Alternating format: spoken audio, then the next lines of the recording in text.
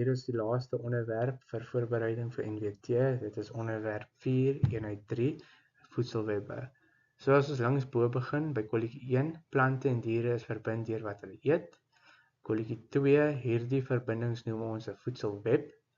Kolletjie 3, 'n voedselweb het baie voedingskettinge. Kolletjie 4, 'n voedingsketting wys een dier wat 'n ander eet. En 'n voedselweb wys al die diere wat mekaar eet. So as ons na die regterkant toe gaan, om dit makliker te maak om te leer vir die toets. Voedselwebbe, plante en diere is verbind deur wat hulle eet. Hierdie verbindings noem ons voedselweb. Punt 3, 'n voedselweb het baie kettinge. Nou die prentjie hierso is net ter illustrasie, dit is nie presies hoe dit werk nie, maar hierso sien ons 'n web van 'n spinnekop wat die voedselweb is, en dan sien 'n mens al die diere is verbind met hierdie kettinge. En dan dit kom terug na punt 2 toe, hierdie verbindings is die voedselweb. Okay, en as mens hier na punt 1 toe gaan, 'n voedingsketting wys wat een dier eet.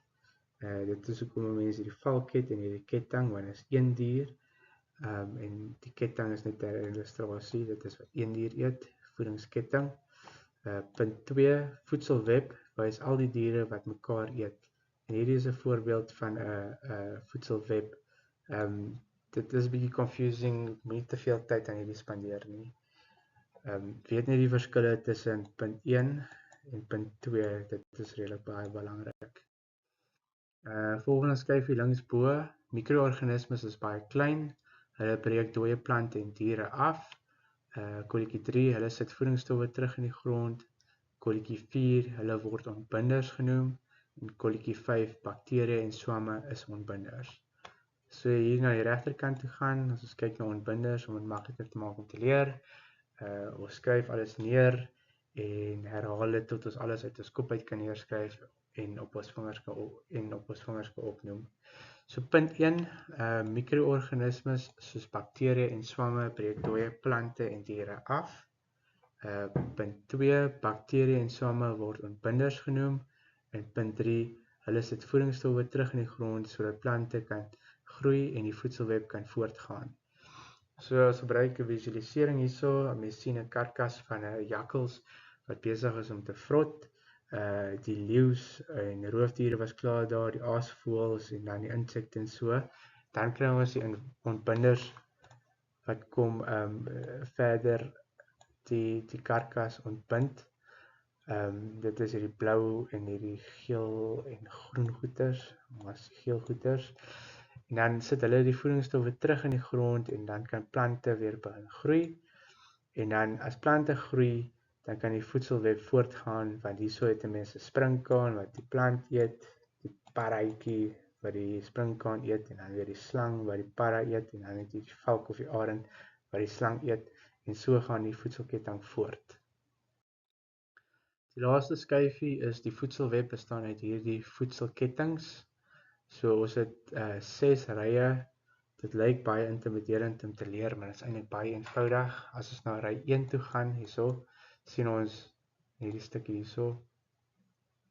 So het eers gras, insek, aketus, valk, dan die ontbinders. En hoe dit werk is, die insek eet gras, die aketus eet die insek, die valk eet die aketus. Ontbinders breek alles af as die valk doodgaan. Okay, dan gaan ons na ry 2 toe.